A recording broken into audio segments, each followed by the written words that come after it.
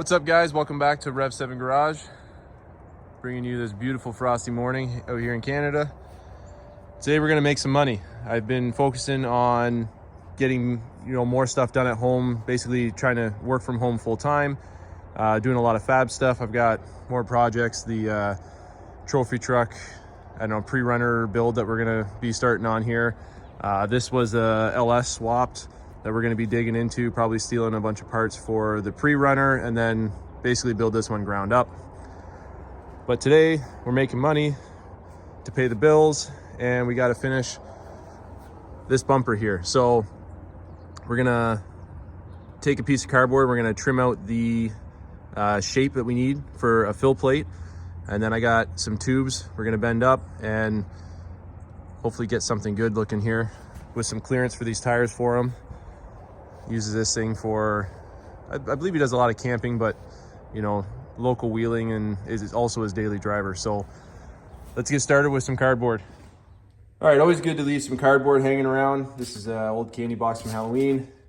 So what we did was set this edge up and then we traced the inside of the bumper.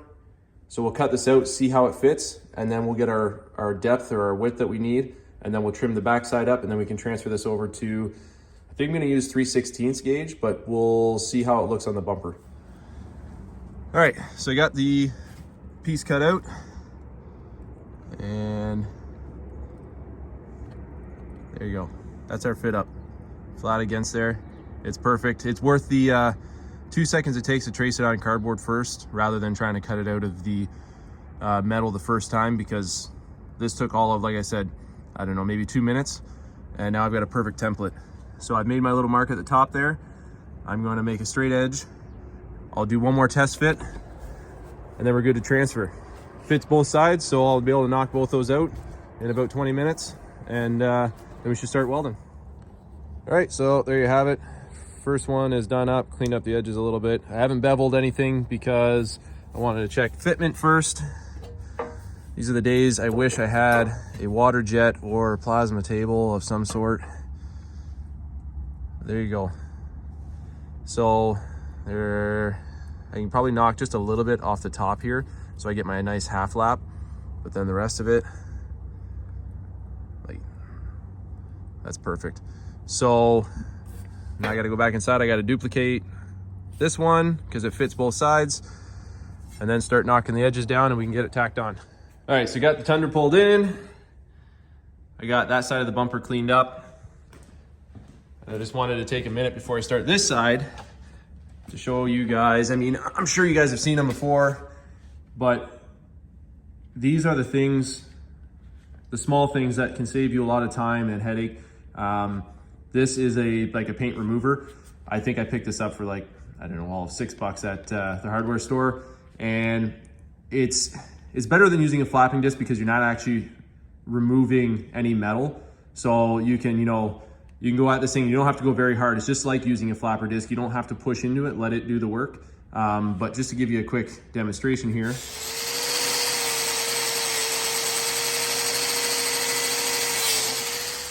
All right, sorry for the crude video there. I was doing it left-handed and with one hand catching the edge here, but I mean, you don't have to put any pressure on that, and I got that removed. This whole piece will take less than a minute. So we'll zap this out and then we'll be able to get those filler plates tacked in, and then we'll be able to get the bars finally mocked up. All right, doing some logical thinking here.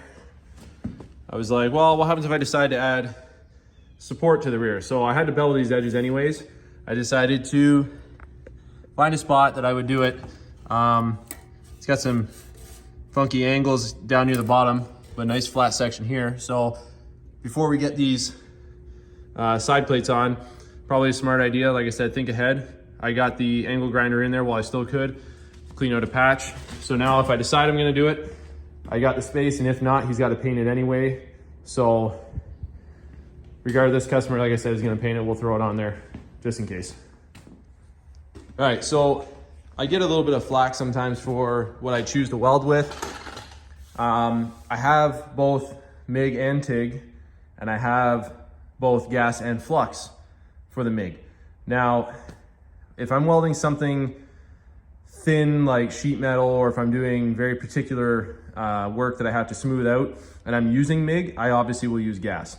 But when it comes to this thicker stuff that I'm putting basically, you know, through the tests or through the endurance of being beat on, I generally tend to choose flux. The only reason for that is it actually penetrates deeper, especially with the right prep. So you saw how I beveled the edges. You make sure the metal is clean. You always clean the metal with acetone. When you start using flux, it is a very dirty weld. But the nice thing about flux is it will weld dirty. So I noticed there's a bit of rust coming in at the top of this bumper. It's still kind of hot, but there's a bit of rust starting up here. So this flux was able to like penetrate that no problem. And this one's cleaned up. I do use a spatter gel that you can just buy at, again, your local hardware store. And this one I have not cleaned. And you can see tons of heat soak in here. But I took, so this part I actually had cleaned up after just to make sure I had nice like penetration in here. But you can see I did it in spurts. So I did like the top here, second spurt, third spurt, fourth. But in between that, I was also switching sides. Top, top, bottom, bottom, middle, middle, middle, middle. So just trying to, you know, keep the heat kind of even so it's not warping, even though this is already a pretty thick bumper and well supported. I always worry about warpage. It's something you got to think about when you're working with metal. So I trust flux. I've done it with all my bash bars that I sell and everything. It's all flux welded. Unless I'm asked otherwise, I will TIG. The only reason I don't do TIG right out of the box is because obviously more time. A lot of these guys, especially the off-road guys, they just want it to work. They don't care about it being pretty. This is still a very, well, you can see this side. This is still a very clean weld, I'd say, for using flux. Again, I'm very comfortable with it. You see from the side there, like there's almost no hump on it. So again, I'm sure people will comment or, you know, message me saying, you know, why the hell are you using flux? But I trust it way more on the thicker material than I do using shield or using gas wire. Now, in saying that, gas wire can do the same thing, and I could do this with gas, but it's a waste of material at that point. Like, I know flux will do this. It's less per weld, so the customer saves and I save all in the end, and I get the same result. Just use the gel, and you get less spatter, less cleanup after. I hit it with the same wheel I used to clean paint, and literally 30 seconds, it looks good as new. Just remember, it's a privilege working for somebody or on a customer's vehicle, so take good care. I was gonna tape the bumpers before I welded, this is the grill. I was gonna tape it off, and then I was like, you know what? For the extra 5 minutes it's gonna take me, I just removed the whole thing. And always make sure the battery's unplugged when you're grounding out to the vehicle. You don't wanna, this guy has so many electrical boxes and components and lights and everything. I just didn't wanna short anything out. So remember, it's a privilege. Do it right or don't do it at all. It's that kind of deal. So we're gonna get the bars mocked up here. Then I gotta take them to the table, fully weld them. I just wanted to make sure they fit with the contour of the front fender and everything. So we'll get that mocked up and see how it looks. So originally the customer had brought me this. This is just made out of, I believe this is like umbrella tubing or something. Very thin, almost tin. Let's just call it tin. Him and his dad, or father-in-law, sorry. Him and his father-in-law had mocked this up, and they did a pretty good job nailing the angles. And then from there, I was able to measure the angles I needed to recreate this. So what I ended up doing was, this is the opposite side, but you can kind of, you get the point. So this is 1.5 inch, 120 wall DOM, and instead, so this is kind of like a turn into a turn. So what I was able to do, instead of making two tight turns like that, because on the bender it's impossible to get it that close without doing it in two separate pieces.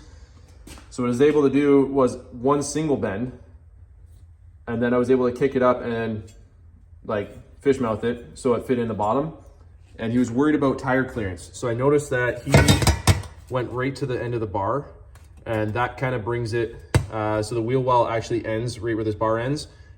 And I was able to get them a little bit more clearance. So this top bar is the exact same as that top bar. And then I actually ended this bar a little bit before the end of the tube. So he actually has, if he wants to run 37s, because I believe he's running 35s, I can't remember. But he'll have more tire clearance. He could go bigger and it'll give him more clearance. He could actually cut the fender out. In the end, you could actually cut a little bit off this tube if you wanted. So you're able to do this in a single bend. The only thing I had to do was I had to move this from the corner like he had it into the bar a little bit, which actually made it easier to create this center like section to hold it.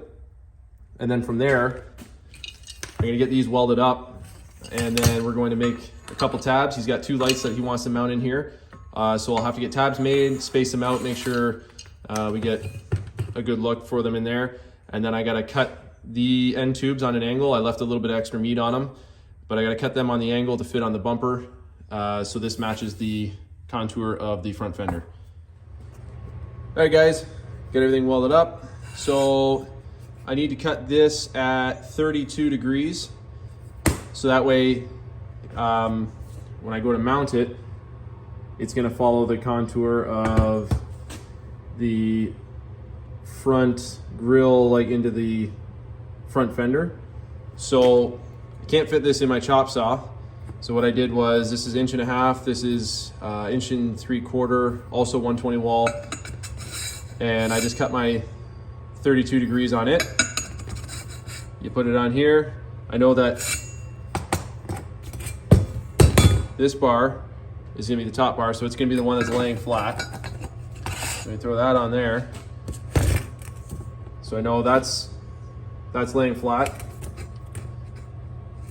And then all you do is you take your piece there, you take a square, and you can see we're not squared up there. So there, we're squared. And then all I'm gonna do is slide it back just that little bit here until it butts up with the edge of the tube on the backside that I'm gonna end up cutting.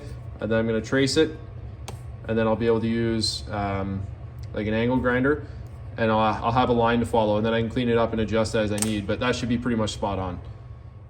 All right, so that little jig I made out of the bigger DOM worked awesome. I was able to get these cut really nicely. Still a little warm. Was able to get them cut really nicely, and they fit on there super snug, and I was able to get a nice gap through here. So check the side profile on this. Flows nice with the top of the original bumper.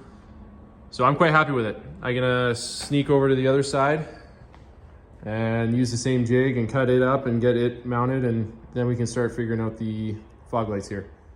All right, they're fully welded on. Just gotta clean up some of the welds still, but they're all there. They came out really nice actually. They look great on the front of this thing. And still got lots of clearance here. And if you look off on the side here, lots of room. I like how I was able to bring that bar back a little bit. There's just way more room for a bigger tire. So, tons of room in there. That's where we're gonna leave it for this. Got any questions, just comment or hit me up on my Instagram. I'll be happy to help out. Thanks guys.